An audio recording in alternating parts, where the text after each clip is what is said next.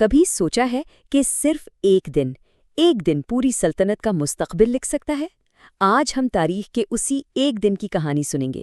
یہ کہانی ہے پلاسی کی جنگ کی، جس نے برے صغیر کا نقشہ ہمیشہ کے لیے بدل کر رکھ دیا۔ چلیں اس فیصلہ کن موڑ کو ذرا قریب سے دیکھتے ہیں۔ تو سوال یہ ہے، کیا واقعی تاریخ کا رخ ایک ہی دن میں بدلا جا سکتا ہے؟ پلاسی کی کہانی اس سوال کا ایک حیران کن جواب دیتی ہے۔ یہ ہمیں بتاتی ہے کہ کیسے ایک فیصلہ، ایک دھوکہ اور بس چند گھنٹوں کی لڑائی ایک پوری تہذیب کی قسمت بدل سکتی ہے۔ آخر یہ سب ہوا کیسے؟ چلیں پتہ لگاتے ہیں۔ اچھا، تو اس کہانی کا سٹیج سیٹ کرتے ہیں۔ بات ہو رہی ہے 18ویں صدی کے بنگال کی، اور یہ کوئی عام صوبہ نہیں تھا۔ یہ تو سونے کی چڑیا تھا بالکل۔ یہاں کی زمین سونا اگلتی تھی، ہنرمند کاریگر تھے اور بندرگاہوں پر ہمیشہ رونق رہتی تھی۔ اسے برے صغیر کا سب سے امیر علاقہ مانا جاتا تھا، اور جہاں اتنی دولت ہو وہاں باہر والوں کی نظر تو پڑتی ہی ہے، ٹھیک؟ تو ایسی ایک نظر آ کر ٹکی برٹش ایسٹ انڈیا کمپنی کی، جو شروع میں صرف تاجر بن کر آئے تھے۔ اب اس کہانی کے دو مرکزی کرداروں سے مل لیں۔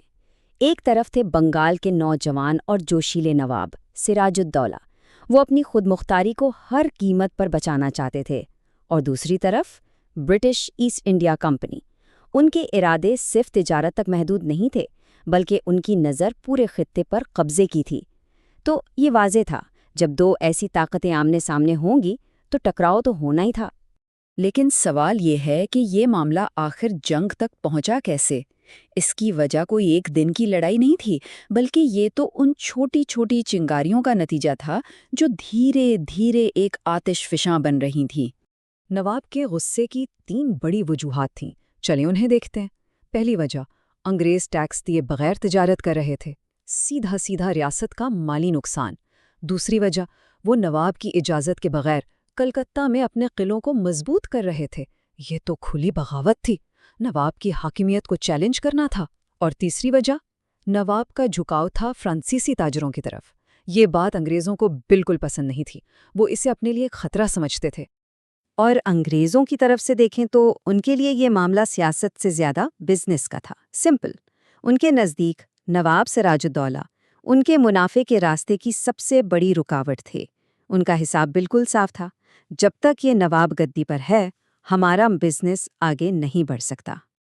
اور بس یہیں سے کہانی میدان جنگ سے نکل کر سازش کے اندھیروں میں چلی جاتی ہے۔ یہ جنگ ہتھیاروں سے کم اور دھوکے سے زیادہ لڑی گئی۔ رابرٹ کلائیو، جو ایک بہت ہی چالاک فوجی تھا، اس نے ایک ایسا جال بننا شروع کیا جس کا مقصد نواب کی فوج کو باہر سے نہیں بلکہ اندر سے کھوکھلا کرنا تھا۔ تاریخ میں کچھ نام ہمیشہ کے لیے غداری کی علامت بن جاتے ہیں۔ ایسا ہی ایک نام ہے میر جعفر۔ یہ کون تھا؟ یہ نواب سراج الدولہ کا سب سے قابل اعتماد سپہ سالار تھا، اور یہی وہ شخص تھا جو اس پوری کہانی کا پانسا پلٹنے والا تھا۔ تو رابرٹ کلائیو نے میر جعفر کے ساتھ ایک خفیہ ڈیل کی۔ ڈیل کیا تھی؟ بنگال کی نوابی۔ میر جعفر کو گدی کا لالچ دیا گیا، اور بدلے میں اس نے وعدہ کیا کہ جنگ کے سب سے اہم موڑ پر وہ اپنی فوج کے ساتھ بس کھڑا تماشا دیکھے گا۔ اور اس سازش میں صرف میر جعفر اکیلا نہیں تھا، نواب کے دربار کے کئی اور بڑے لوگ بھی اس میں شامل ہو گئے تھے۔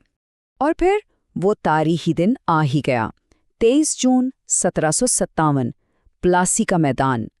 ایک طرف نواب کی لگ بھگ 50,000 کی فوج، دوسری طرف کلائیو کے صرف 3,000 سپاہی۔ کاغذوں میں تو یہ بالکل ون سائیڈڈ مقابلہ لگ رہا تھا، لیکن اصل میں نواب کی اتنی بڑی فوج کو اندر سے غداری کا کیڑا کھا چکا تھا۔ جنگ شروع ہوئی، لیکن کسی کے وہم و گمان میں بھی نہیں تھا کہ اس کا فیصلہ انسان نہیں، قدرت کرنے والی ہے۔ اچانک موسم بدلا اور مانسون کی تیز بارش نے پورے میدان جنگ کو بھگو دیا۔ اس بارش نے نواب کی فوج کے لیے تباہی کا سامان پیدا کر دیا۔ ان کا سارا بارود گیلا ہو کر بیکار ہو گیا۔ ان کی طاقتور توپیں اب بس لوہے کا ڈھیر تھیں۔ ایک ہی جھٹکے میں نواب کی فوج کا سب سے بڑا ہتھیار ان کے ہاتھ سے چلا گیا۔ لیکن دوسری طرف کیا ہوا؟ انگریز تیاری کے ساتھ آئے تھے۔ انہوں نے فوراً اپنے بارود اور ہتھیاروں کو ترپالوں سے ڈھک کر محفوظ کر لیا۔ دیکھنے میں یہ ایک معمولی سا کام لگتا ہے، لیکن اسی چھوٹی سی چیز نے جنگ کا نتیجہ ہی بدل کر رکھ دیا۔ اور پھر وہ لمحہ آیا، غداری کا لمحہ۔ جب لڑائی اپنے اہم مرحلے میں داخل ہوئی تو سب نے دیکھا کہ میر جعفر، نواب کا سب سے بڑا کمانڈر، اپنی فوج کے ایک بہت بڑے حصے کے ساتھ چپ چاپ کھڑا ہے۔ انہوں نے ایک تیر تک نہیں چلایا، بالکل ویسے ہی جیسا سازش میں طے ہوا تھا۔ بس پھر کیا تھا؟ جنگ چند ہی گھنٹوں میں ختم ہو گئی۔ برطانوی فوج کے لیے یہ ایک حیرت انگیز حد تک آسان جیت تھی، لیکن یہ صرف ایک میدان کی فتح نہیں تھی، یہ ایک نئے دور کی شروعات تھی۔ چلیں اب دیکھتے ہیں کہ اس ایک دن کے بعد بر صغیر میں کیا کچھ بدلا۔ پلاسی کی جیت نے بنگال میں پاور کا بیلنس ہمیشہ کے لیے بدل دیا۔ اب بنگال کا اصل حاکم نواب کا دربار نہیں رہا، بلکہ کلکتہ میں بیٹھی ایسٹ انڈیا کمپنی بن گئی۔ وعدے کے مطابق میر جعفر کو بنگال کا نیا نواب بنا دیا گیا، لیکن وہ صرف نام کا نواب تھا۔ اصل طاقت، سیاست ہو یا پیسہ، سب کچھ انگریزوں کے ہاتھ میں تھا، اور میر جعفر وہ ان کے اشاروں پر ناچنے والی ایک کٹھ پتلی سے زیادہ کچھ نہیں تھا۔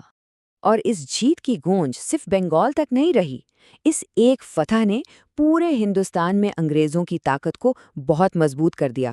ان کے جو یورپین دشمن تھے، خاص طور پر فرینچ، وہ پیچھے رہ گئے، اور اس جیت نے برطانوی سامراج کے لیے پورے برے صغیر کا دروازہ کھول دیا۔ اور یہی وجہ ہے کہ تاریخ دان کہتے ہیں کہ پلاسی کی جنگ صرف ایک لڑائی نہیں تھی، بلکہ یہ بر صغیر میں آنے والے 200 سال لمبے برطانوی راج کا سٹارٹنگ پوائنٹ تھی۔ اس ایک دن نے غلامی کے ایک ایسے لمبے دور کا آغاز کیا جو صدیوں تک چلا۔ تو آخر میں سوال یہی ہے کہ پلاسی کی جنگ کیا طاقت سے جیتی گئی یا دھوکے سے؟ کیا یہ فوجی برتری کا نتیجہ تھی یا پھر یہ ایک بڑی سازش اور غداری کی کہانی ہے؟ تاریخ اس بارے میں جو بھی فیصلہ دے، ایک بات طے ہے، اس ایک دن نے برصغیر کی قسمت پر ایک ایسی مہر لگا دی جس کے نشان آج بھی ہمیں نظر آتے ہیں۔